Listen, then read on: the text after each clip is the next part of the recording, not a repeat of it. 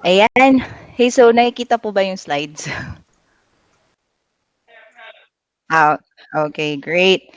So, thank you for joining us here para sa on how to become a virtual assistant. So, this is just a step-by-step guide. Maybe in the near future, ituturo ko sa inyo yung scope of work, and kung ano yung ginagawa talaga ng mga virtual assistants. Okay? So, let's start off with, of course, an introduction. So, yung mga hindi po pa po nakakakilala sa akin, hey, I'm Armabel and I'm from the Dagupan 5th Ward. Hey, I'm currently residing here in San Carlos right now. Hey, in Dagupan 2nd, I mean, San Carlos 2nd Ward. Okay. I've started being a virtual assistant in 2015. Sorry, admit ko lang muna ito. And uh, at first, I just started like working for 3 months only with a mortgage broker. And then nag-switch ako ng career to online teaching. Been teaching for 2 years. And then trinay ko din na mag-office based. BPO call center din. And then nag-decide na po ako na ituloy ko yung home-based work from home. So I'm currently working with a real estate investor based in Houston, Texas. And yeah, that's my short story. Okay? So may mga questions po ba kayo in regards to like virtual assistants, or any, or yeah, if may mga questions po kayo. Medyo kinakabahan po ako. Okay. So, paki-turn off na lang po yung mga cams, okay, para hindi po mag-crash. Baka bumagal po kasi. So, may mga questions before we like proceed to the real topic.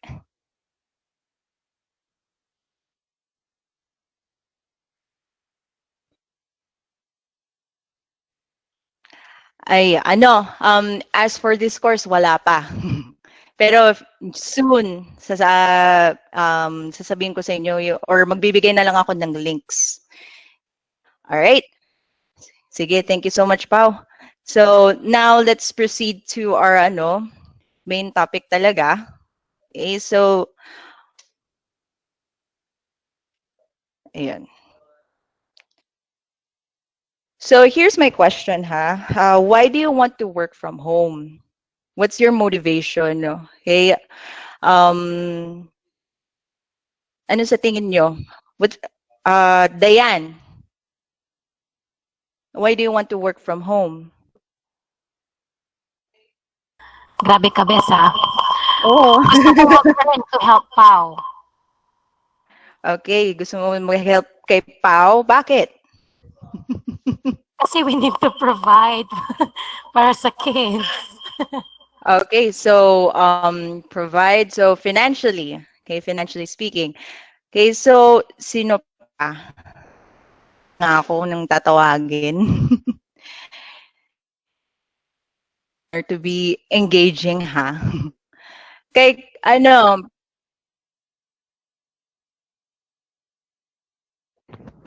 oh.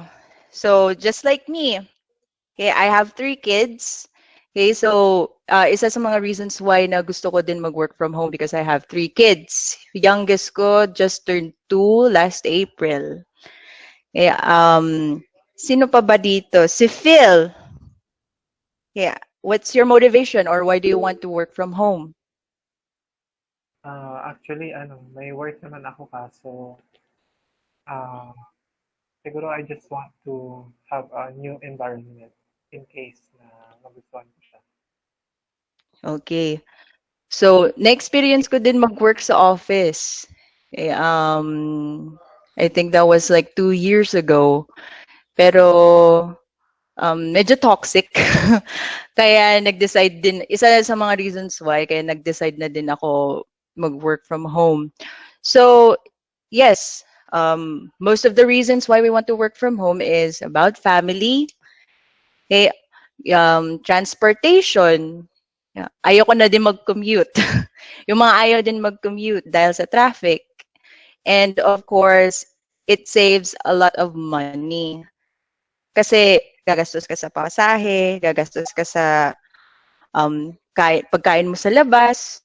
Pero pag nasa bahay ka lang, okay, kahit hindi ka pa maligo, pwede ka mag-work. So, thank you so much sa mga nag-answer.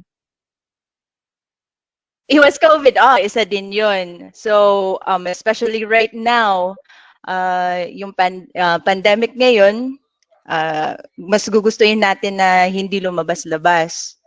And most of the work, especially sa other businesses, medyo nagko-close down dahil nga sa pandemic. So, madaming naging unemployed or na-laid off. Magandang opportunity to ngayon. Right? So, thank you so much sa pag-answer ng mga questions.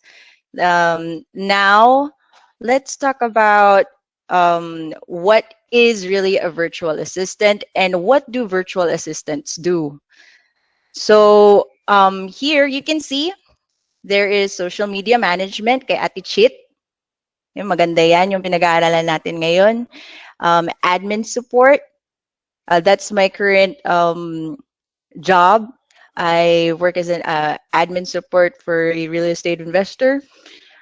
We also do call handling, photo editing.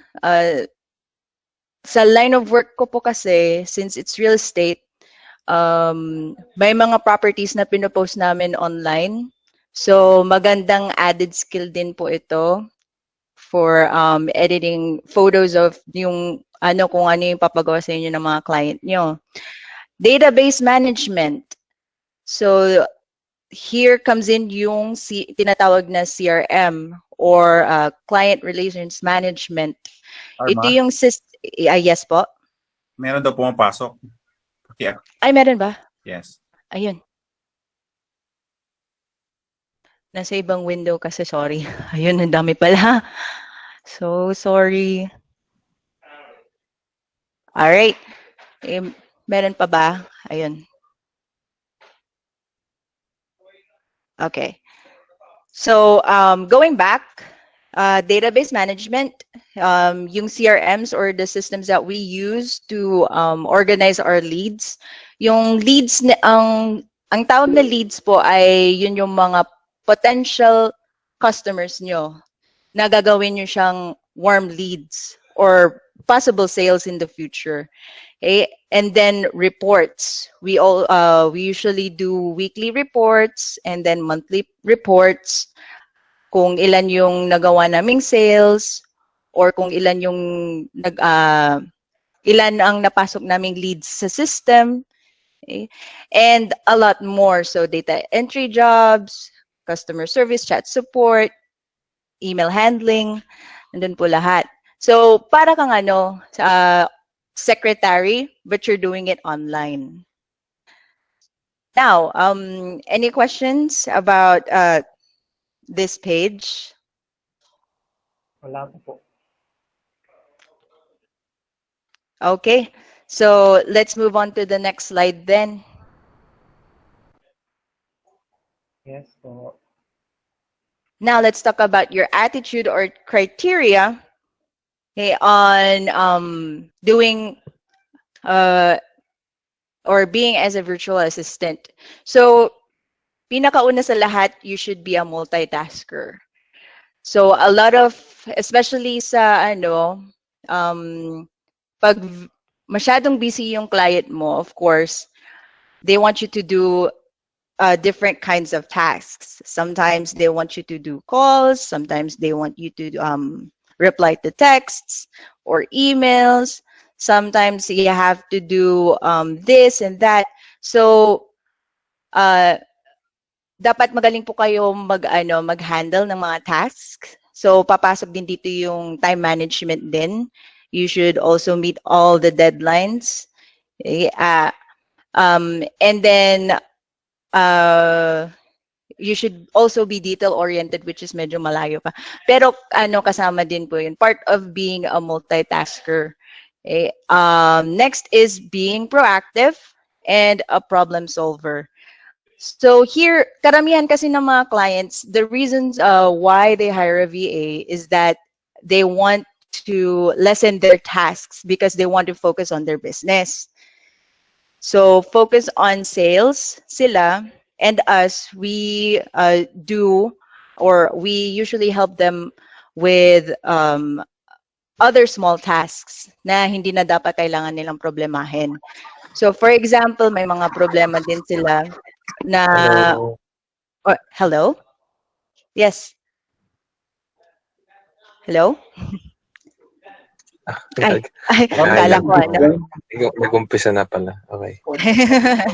Kala ko may question. Okay. Paki-off na lang po yung audio. Sige po.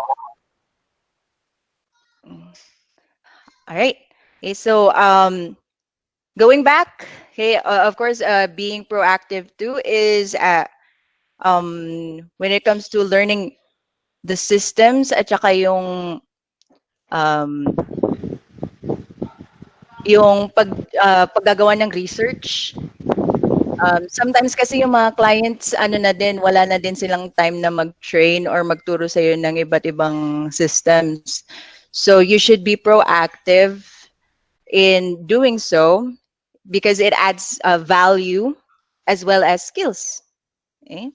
So I actually remember nung nag-start ako sa current client ko, lahat ng systems na binigyan niya sa akin, binigyan niya ako ng training material, pero kulang. Okay, so ang ginawa ko, panay YouTube na lang, panay Google, para malaman ko kung paano ko gagawin itong system na ito or yung app dun sa may ginagamit kasi akong system or yung CRM, yung client ko ginagamit niya pala. It's called Podio. Yun yung pag-organize ng mga leads. I will show you all of the tools after yung itong webinar. So next, nga pala, dagdag ko pala, problem solver. So sometimes may mga situations like yung mga clients na tumatawag and then may gusto silang pagawa pero hindi nagre-respond yung client mo, dapat you know how to handle those problems. So now, next is hungry for learning. Like what I've said, you should also be, yung pagiging proactive is also the same as hungry for learning. Sa if you want to add value for yourself, you should do a lot of research. Habang may tools na binigay sa iyo, kalikutin nyo lang, pag-aralan nyo. Even though na walang training, try nyo lang na yung tingnan nyo yung paano ginawa ito or paano kaya ito, paano So every day is it's a every day you learn, and every day is an opportunity for you to improve more of your skills. Dedicated and trustworthy. So maraming clients actually na paranoid, especially mga Americans. Paranoid sila kasi meron yung hindi natin sila we can't blame them. Meron yung times kasi na meron sila na-hire na VA, however, they are not satisfied kasi either natutulog sa work or masyadong pag wala na yung client, wala nang ginagawa. So in this line of job, dapat you can do all of the tasks with minimal supervision. Okay, so that's why it's very important to be trustworthy too when working. Tama ba, Kuya Boyet? Yes. Karma, may magjo-join pa. Ay, meron pa po.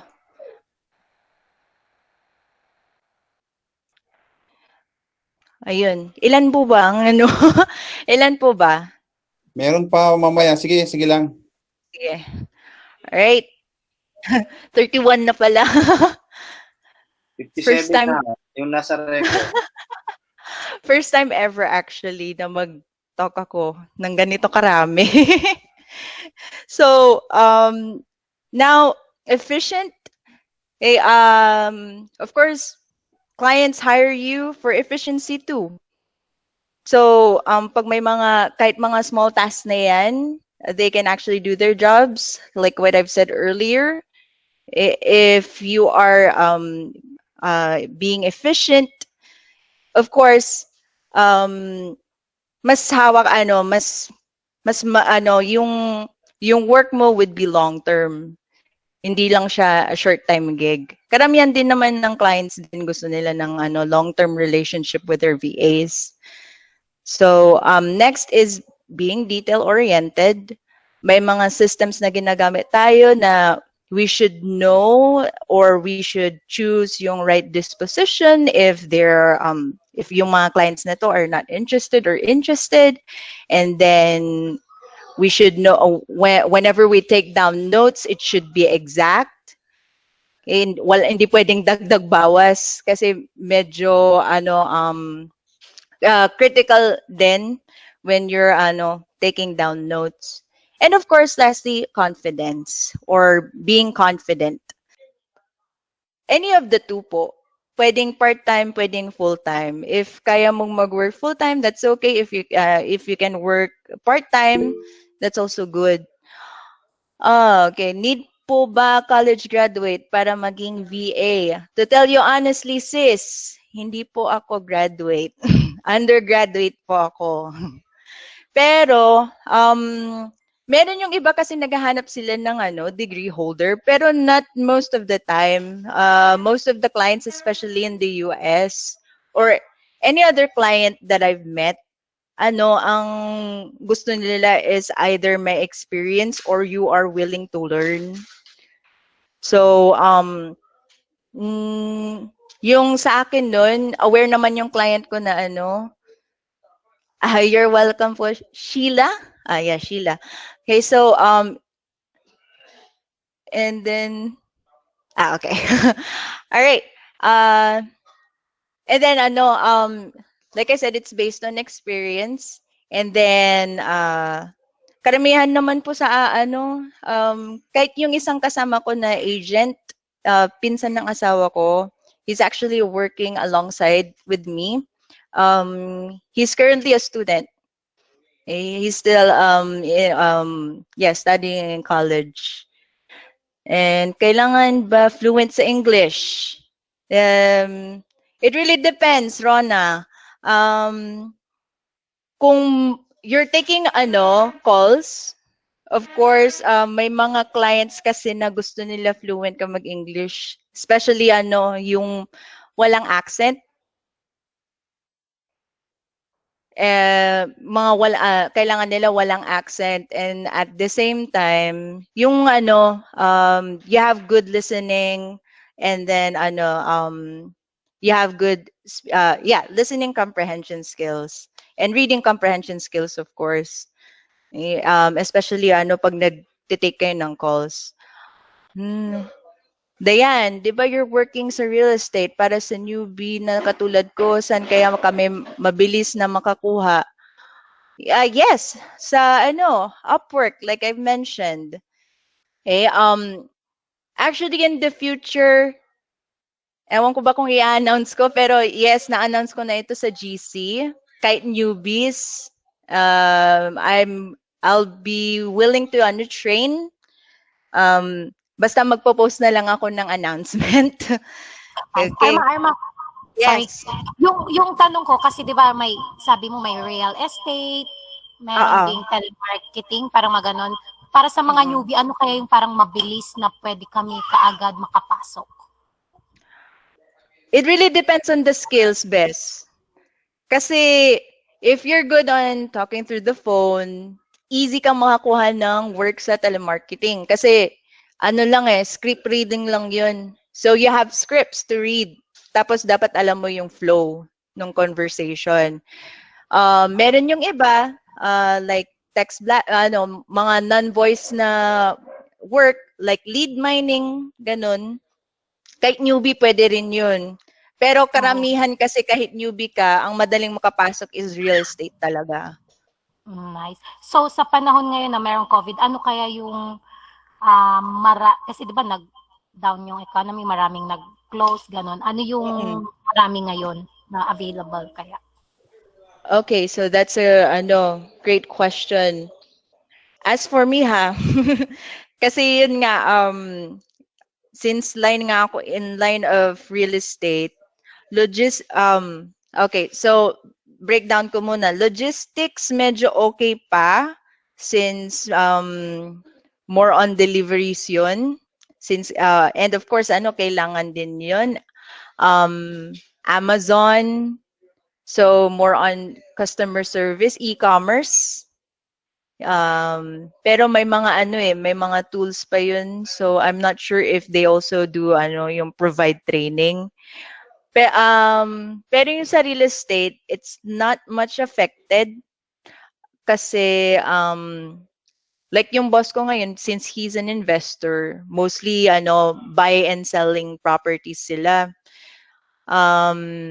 Malaking chance na after ng pandemic, makakabili sila ng properties na medyo mura dahil yung mga properties na iba, especially when they're yung nagpe-pay sila ng mortgage tapos medyo pass na sila sa mga payments, hindi na nila kayang bayaran, yun ibebenta na nila. So real estate is also medyo okay pa kahit may pandemic. I'm not sure sa other line of industries, pero I will look into that. Thank you so much sa question, Diane. Salamat All din, right. salamat. All right. So now, mamaya I will answer all some of your questions. Let's go back to yung sa slide. So determine your skills and services. Okay. Wait pala. One more tip. So one more tip and question. So if you're going to start becoming a virtual assistant, do you have like a good working environment? Okay, tahimik ba? Do you have your own room or office to work with no distractions?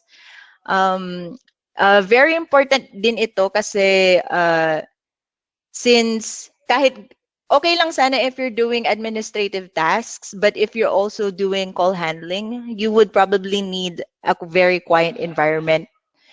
So just to make it more just to be professional.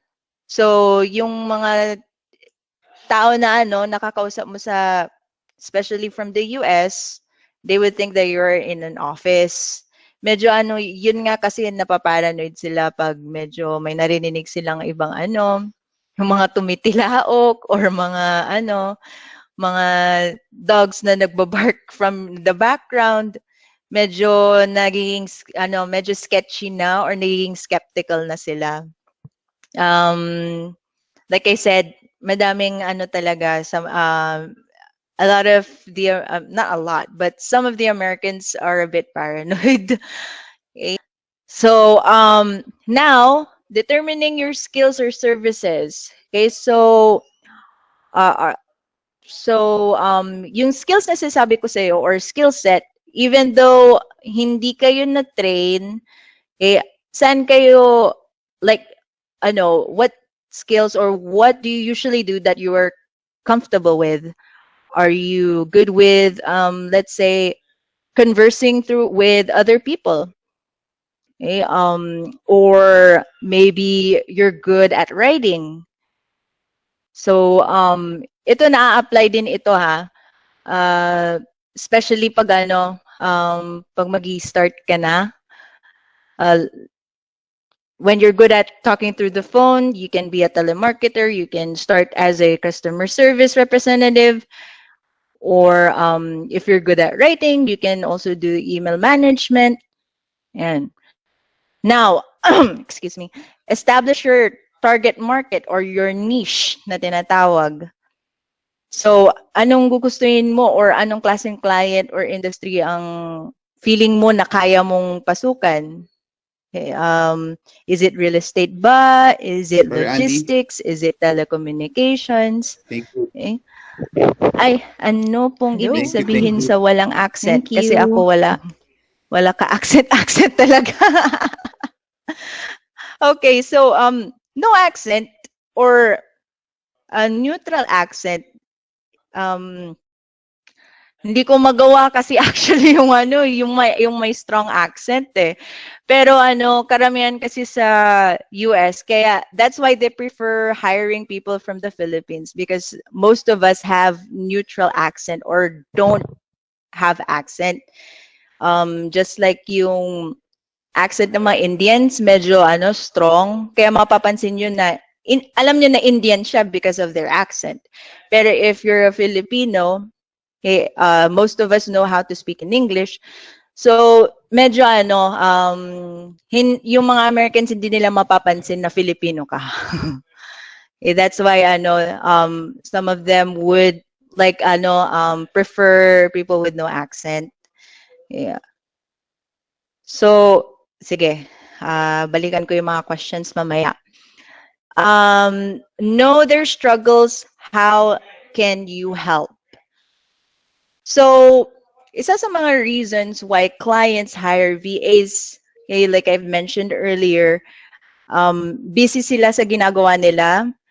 Kahit yung mga small tasks, nami-miss na nila or hindi na nila nagagawa. Even though those are small tasks, those are also very important tasks.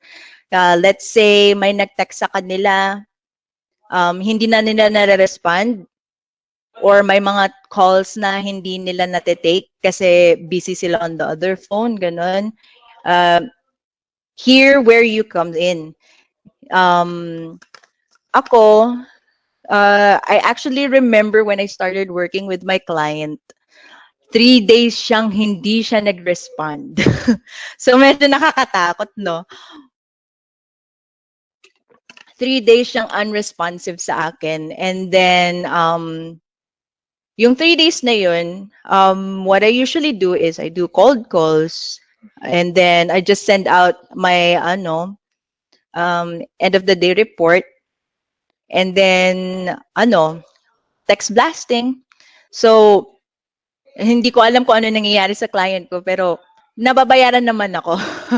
Buti na lang, nababayaran din ako nun. Pero medyo parang you would feel alone sometimes kasi parang feeling mo walang tumutulong sa'yo. Pero that's also a great opportunity for you to show off your skills at the same time to show how you are trustworthy. So even though the client is very unresponsive, at least alam niya na may ginagawa ka. May mga clients din talaga na even though na hindi sila hindi sila masyadong active or hindi sila usually nakakapag-message sa'yo pero nakikita nila yung gawa mo. So, especially when you're sending your end of the day reports. Okay. Yan, technique din ng mga din yan, ng mga clients na pag medyo unresponsive sila, it doesn't mean na hindi ka nila nakikita pero nakikita ka nila. Okay. So, good to know na may scripts parang call center pero sa bahay nagwo-work. Exactly. May mga scripts po siya. And nung nag-start ako, panay cold calling ako. First ever na even newbies talaga makakapasok. Cold calling. So, imagine 4 hours ng, hi, is this? Mga ganon. So, nasubukan ko na din na mamura sa phone. Nasubukan ko na din na yung mga tipong I will sue you, ganun. Okay.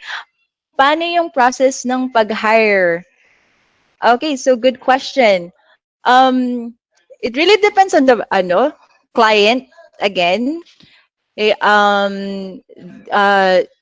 sa Upwork kasi they would send you a message Or if you sent a proposal, magre-reply sa'yo sa proposal mo, and then they will conduct an interview. After the interview, you'll either go through a training process or usually naman pag nabigyan ka na nila ng offer or yung contract, hired ka na nun, matik. So hindi siya tulad ng typical na call center or typical na office-based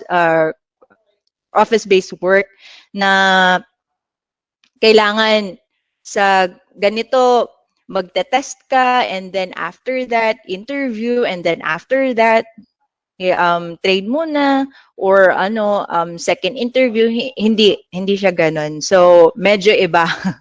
Pero din, depende lang din sa clients kasi based on my experience kasi yung pag after like the interview, nagpapass na sila agad ng contract. Okay. And then kailangan ba maipasa yung interview para makapag-training? Yes. Kasi after the interview, they will give you a contract. So, pag na if they see you have the potential to work, then they will not have second thoughts na magbigay ng contract sa'yo or offer. Okay, you're welcome, Rona. Now, so know their struggles, how can you help, and then find your market. Okay, so ito yung maganda. So find your market where your clients hang out. So like I said, may mga platforms. Hey, like yung Upwork. Type ko na lang dito yung link. Upwork.com, isa din yan, golens.com. Isa sa mga and then ano pa ba? Yung online jobs PH. Okay. So, marami pang platforms din like guru.com at saka freelancer, if I'm not mistaken, freelancer.com. Isa sa mga online platforms where you can actually get to see clients or if you're looking for a job, dyan. Pero ang the best talaga, kasi sa akin, ang pinaka the best ko talaga is Upwork. One of the reasons why is that may reviews ang clients, and then you can see how much yung nagastos nila. And then isa pa doon is makikita mo din yung mga reviews ng mga VAs sa kanila or yung mga na-hire niya, yung mga employees. Makikita mo din yung reviews kung how kung maganda yung client, kung mabait ba siya, or kung yung client ba to is difficult to work with, ganun. Doon pa lang, you can actually check. So, if you're going to like apply, I'm going to answer kay Carla Joy's question. So, how do you know that the work is legit? Kasi I heard sa friend ko na some may contract pero after a week no payment and their client cannot be found. Yes. So yan. So yung in-explain ko yung sa Upwork. Okay, and then lastly, let's say for example, nag-work ka sa client tapos medyo unresponsive na siya. Meron yung tinatawag ni Upwork na yung security hourly or something like hourly security payment, parang ganon. So, when you work with that client, tapos hindi siya nag-pay, si Upwork ang magpe-pay sa'yo. Okay? Yeah. Nasubukan ko din yan, actually, yung payment and then client, actually, late payments ang nasubukan ko, pero hindi ko nasubukan na matakbuhan ako.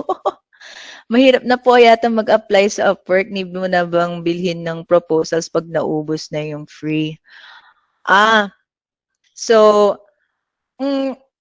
Actually, mas madaling mag-apply ngayon. Okay, kasi una sa lahat, since nabibili na yung mga proposals, yung mga nag-i-spam na nagsisend ng resumes nila, medyo titigil na. Kasi nga, binibili nga yung mga proposals.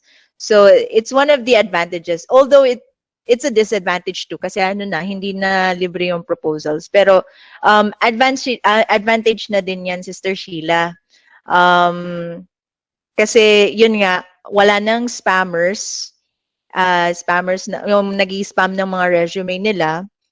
And of course, pipili ano lang, yung mga mag-a-apply pili lang. Eh, pili lang sila. So medyo mababa na yung competition. And ano, tataas na yung probability mo na ma-hire ka ng client na yan kasi hindi natatabunan yung ano, yung proposal mo. Okay?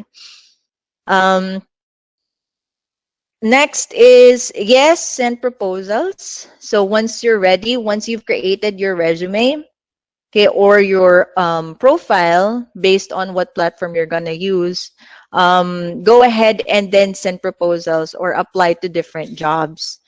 Okay, ang important here, or the important thing here is that ano, do not oversell. Okay, just establish yourself.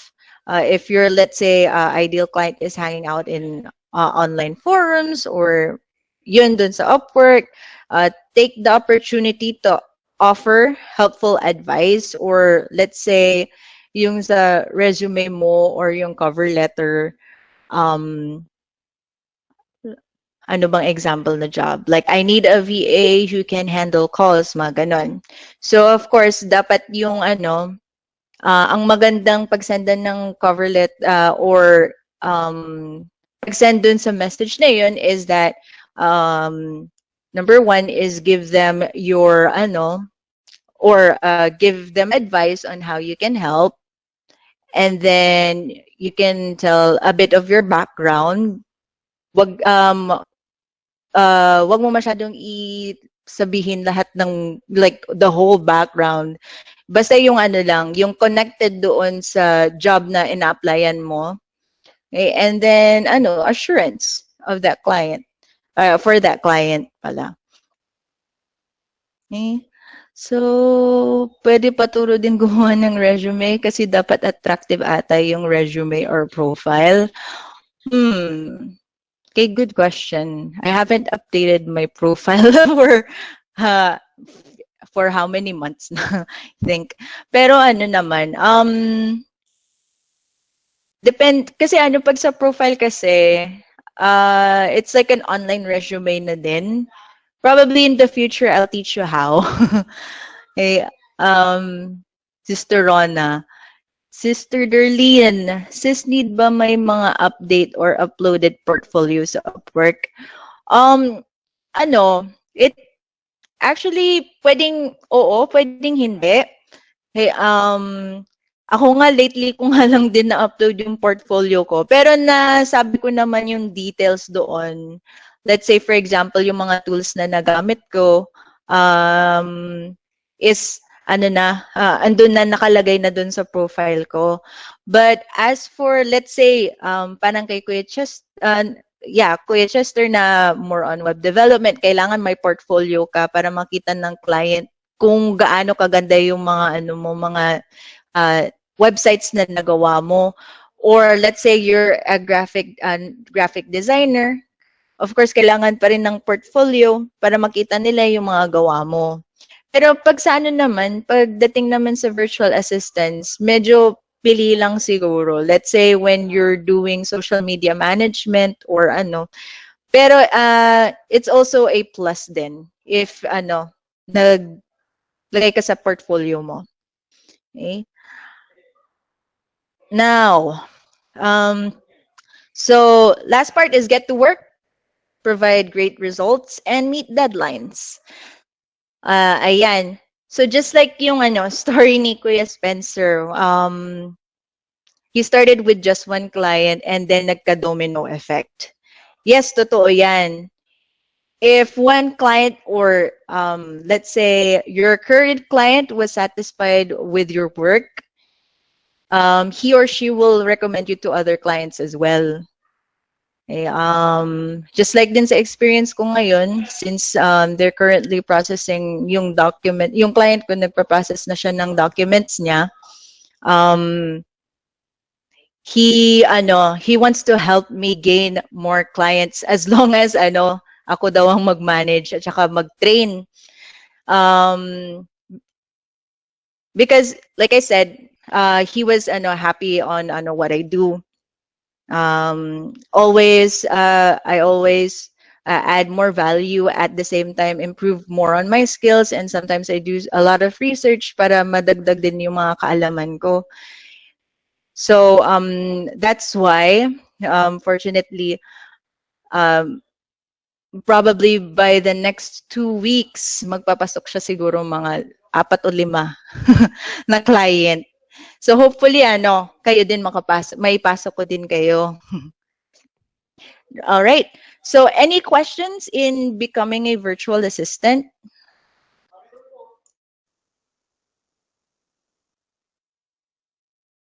Hello? Okay, wala na po. All right. Okay, so let's move on to the next slide then. Oops. Naghang. Pasensya na, medyo naghang. All right. So, of course, when you're starting to like work from home, kailangan kompleto din po kayo sa equipment. Okay, so one of your technical requirements, especially sa CPU nyo, is you have at least an i5 or kahit a low-end i7 processor. Okay, and then at least 4 to 8 gigs of RAM. Okay, 120 to 40 gigabytes of SSD. And then a good graphics card. Especially sa ngayon gusto ko na nga din mag-dual monitor pero hindi kakayanin ng graphics card ko. Okay. And noise cancelling headset. This is also good when you're handling or taking calls.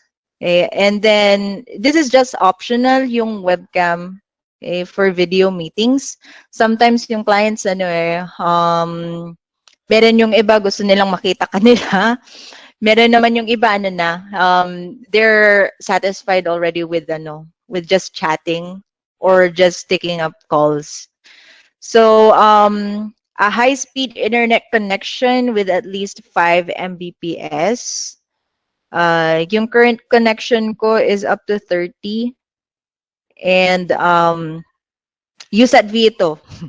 Up to 30 Mbps pero medyo mababa yung upload speed. Okay, pero as long as when you're taking calls, hindi siya masyadong delayed. Okay, kasi pag for example, you're taking up calls using a predictive dialer or an auto dialer, usually may mga delays. So the higher the better yung internet connection nyo. Okay? And also a tip, since na-mention ko na din dito yung call handling, you're also taking down notes. So ang at least yung typing speed nyo or words per minute should be at least mga siguro 45 to 50 words per minute. Okay, okay, so si Charisse, Ate Arma, ako meron. Ayaw kasing mag-update ng profile ko sa Upwork kasi kailangan ng ID. So I uploaded. Pero parang wala pa ring review from Upwork. So kailangan yung kausapin yung customer support ng Upwork para i-follow up yung yung verification, under verification yung profile mo, no? Charisse.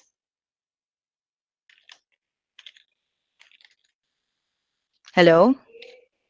Charisse? Sister Charisse? Okay. So, follow up mo na lang ako dyan. But yes, yan. I-update nyo na lang yung yung or chat mo na lang yung support ng Upwork para i-follow up. Okay, great. Alrighty. So, any questions in the technical requirements? May mga questions po ba?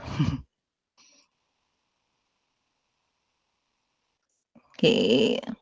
Alright, Phil, wala po. Alright. So, okay. So, thank you so much for attending. Pero, hindi pa tapos actually.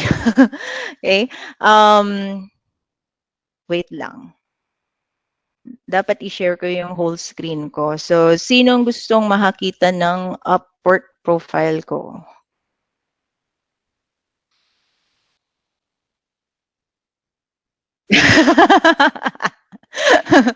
Sige. So, dali lang. Kailangan full screen.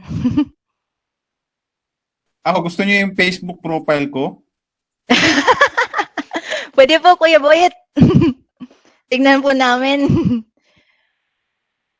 Sige, share. Sana ba yung share screen ko? Wait lang. Sandali lang po nawawala ako eh. Ayun, present now. And then your entire... Ay, hindi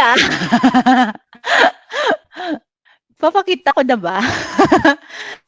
Hindi pa. Ni Kuya Boyet. Add natin may Arma yung way kung paano sila tawag dito, paano tayo binabayaran. Discuss mo din yung PayPal or kung paano maka-acquire ng PayPal o paano i-insert yung bank sa PayPal. Okay, so kasi po pag so in regards to the payments kasi pag Upwork ka, it can be straight through your local bank. So pwede rin po, for example, naka-blurred naman or naka-dot naman yung account number ko. So, but yeah, pwedeng through PayPal, pwedeng through local bank na siya. So,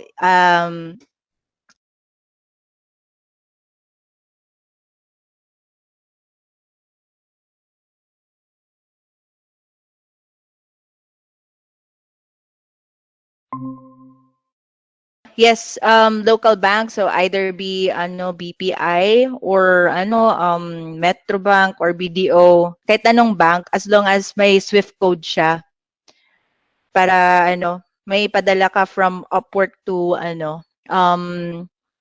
Upwork to your bank account. Okay, ang maganda dito, mabilis na din yung process ng payments nila. One day process na siya, hindi na siya tulad before na aabot ng 2-3 days, ganun. One day process na siya. Minsan usually I withdraw my credits mga from 8 a.m. Wednesday, and then darating minsan ng 9 a.m. So, ganun kabilis. Okay, may ba? Question?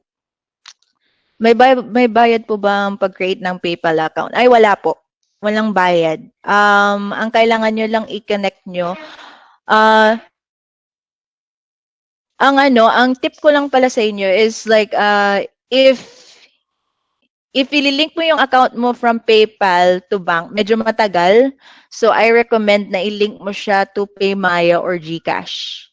Pero mas maganda din ang GCash kasi alam ko affiliated ang PayPal sa GCash. So, once na withdraw mo yung money from PayPal, alam ko seconds lang darating na dun sa GCash account mo. Ate, pag sinabi pong lead generation, ano po ginagawa nila? So lead generation, it's more on either calling the leads. Leads kasi yun yung mga potential na maging customer or potential sales. So from the word generation, or generate, kayo po yung nagpo-provide ng ng mga leads doon sa client na yun. For example, yung sinasabi ko sa akin na I do cold calling, ganon. lead generation na din yun. Kasi you're generating leads. Medyo matagal mag-load. Pasensya na. So habang naglo-load po yan, wala totally free po sa PayPal. Yes, that's true. Though sa GCash, may bayad po na 50 pesos sa pag-link. Hindi ko sure, pero ang alam ko kasi, pag mag-withdraw ka ng funds, 50 pesos.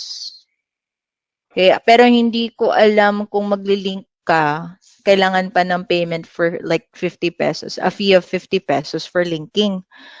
Ano po ang ideal rate for beginners na wala pa pong experience sa VA kapag sa Upwork? Usually as low as $3 per hour. So parang 150 pesos ata per hour. Okay, and usually between those 3 to 5. Okay, pero kung if you're really confident with your skills, even though you don't have any experience, pwede mong i-up yun up till 6, 7 per hour. Per hour yun. Okay, free pag above 7K ang withdrawal, pero 50 pag below. Ayun. Yes po, Kuya Boyet. Pero depende din, Kuya Boyet. Meron yung nag-withdraw ako, hindi ko nasasabihin kung magkano, pero may bayad pa rin. May bayad pa rin, kahit 7K pataas. May GCash, kapag wala ka, may bayad pa rin. Pag sa bank. Ayun, Union Bank, maganda din. Affiliated din siya sa PayPal. Hindi ako nakapaggawa ng or hindi pa ako nakagawa ng account ko sa Union Bank kasi sa Dagupan hanggang meron. Wala dito sa San Carlos. Kaya, pero alam ko, parang may naririnig ako, you can actually, create an account online or through online. Tapos, yung deposit mo din ata through online din. I'm not sure. Parang nakikita ko lang sa ads eh. Pa-confirm nga, Kuya Boyet, kung totoo yun, na you can, actually register online sa Union Bank. Nope. Okay. Pero parang nakita ko lang. Alright, so, anyway, ito yung profile Upwork ko. Oops. Yan. So, sa profile Upwork mo, of course, if they're gonna like review your profile, dapat complete lahat. So it should include your picture, it should include your name, and take note pala, your name should be the same as the same name dun sa bank account mo pang magpapadala. Kasi magkakaproblema in the future kung nangyari man yun. So, same name with your profile, same name with the bank account as well. Right? And then, okay, so, ito yung profile ko. Okay, nag-teach ako ng English online for 2 years sa 5-1 Talk. Maganda din ang 5-1 Talk pero I didn't survive it. Medyo, nag-change na din ako ng career path. Pero, nagpapasalamat pa rin ako at tumagal ako doon. Naalala ko, ako yung, I think, yes, yung mga 5-1 Talk dyan. Naalala ko, nung nag-start ako, nasa first name lang ako. Teacher Bursil, yung pangalan ko. TikToker. Okay. Naging mentor din ako, so I had the opportunity to mentor teachers as well. And then nagpapasalamat din ako sa 5-1 Talk kasi nagkaroon ako ng certificate for ano na yun, yung TSL. TSL ba yun? TEFL? Nabigyan ako ng certificate nun. Ayun, TESOL. Nakalimutan ko na eh. So, nagkaroon ako ng certificate. Ayun, TESOL. Yes, TESOL. Anong ibig sabihin ng 100 job success score? So, ang 100 job success score is based on the reviews of your clients. Lalo na pag 5-star rating ang binigay sa'yo. Possible na tumaas yung job success score. And then, the reason why maganda magkaroon ng job success score yung 100 and then the badge, sa AtiCheat meron yan eh. Ikaw yung kumbaga sa 5-1 talk, nasa first page ka. So, kunwari, naghahanap si client ng ganito, they're looking for a VA, nasa first page ka or madali kang mahanap. Okay, and sometimes yung Upwork support, especially if they're catering paid clients, if they're catering, thank you, if they're catering paid clients for mga nasa yung enterprise, yung Upwork Enterprise or yung Upwork Plus client, they will choose yung mga nasa yung may badge, yung 100% job success score or basta nasa nasa top rated. Sila yung binibigay doon sa mga clients na yun. Okay? And yeah, of course, pag mataas ang mo, yung sa job success score mo, madali kang makakuha din ng clients. Okay? So, it's also one of the important things to take down. Pero matagal din ako bago ako nagkaroon ng badge. Mga siguro 6 months. Kasi kailangan din na yung last rating mo or basta na-sum up yung average ng ratings mo. And then dapat nagstay as 90% and up, okay, for 16 weeks. 13 or 16 weeks ata na dapat ma-maintain mo yung score na yun. Before na magkaroon ka ng top-rated na badge sa Upwork. Okay? So, hanggang dyan na lang hindi ko na ipapakita yung pinakababa. So,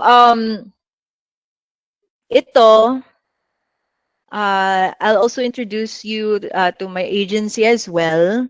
So I've mentioned to my post before na I've built up an agency. It started March, just a day after my birthday of 2019.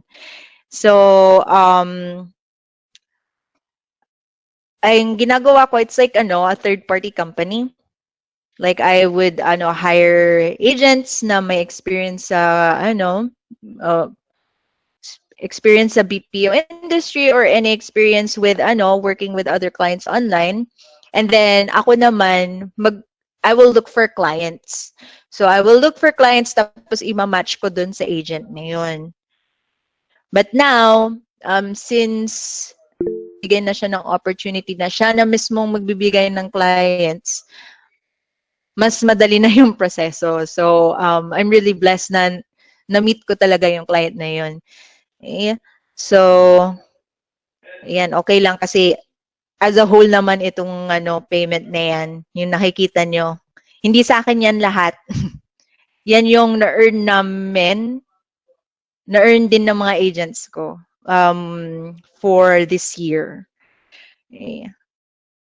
So, yan. And then, these are some of my agents. So, any questions? May mga questions pa ba? Hire me! Kuya Buyat naman. Maganda na yung profile nyo. Paano kayo magkakaroon ng agents? So, I go through a hiring process. So, of course, just like any normal na office,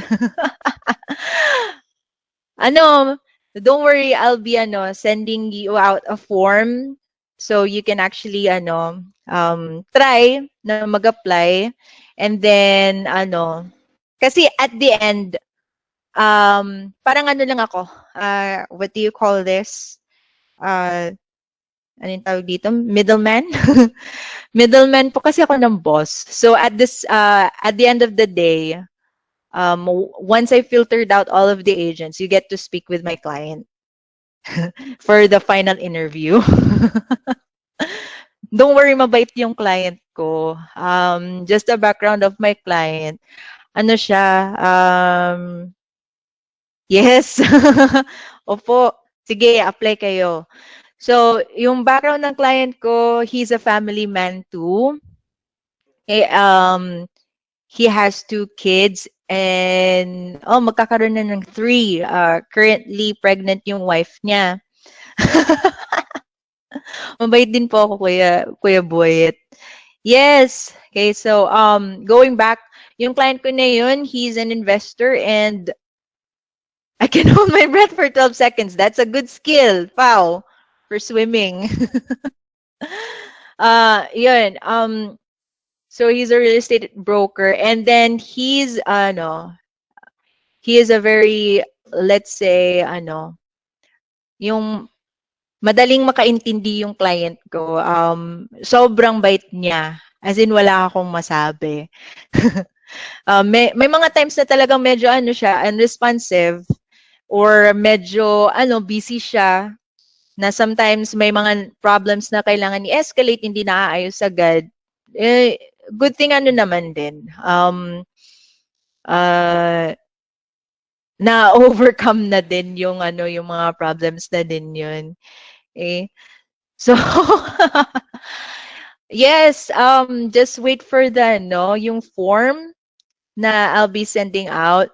Kasi inaantay ko lang yung go signal ng boss ko kung kailan ako mag-a-apply. Since sinaset up din namin yung mga ibang systems, may inaayos din kasi ako sa CRMs namin. So probably it would take me a few days to finish it. So maybe around next week or after 2 weeks, then sige, we'll go ahead and mag-hire din. Don't worry because I'll be helping you out since I'm your manager as well as your trainer. Training will take up to maybe to a week or 2 depending on your performance. So yes, this will be great future job opportunities. Okay. Opo. Always check yung Facebook group, guys, for announcements. So abang-abang na lang po. Any more questions po before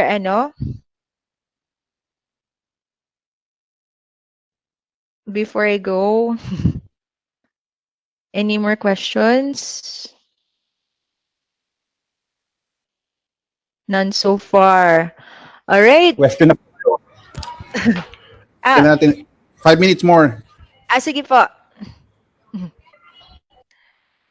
May mga ibang questions? Mag-ask lang po kayo. Ready na po ba yung contract natin? Pao naman, kakasabi lang na naayos pa. Is there a flexible part-time job? Yes po.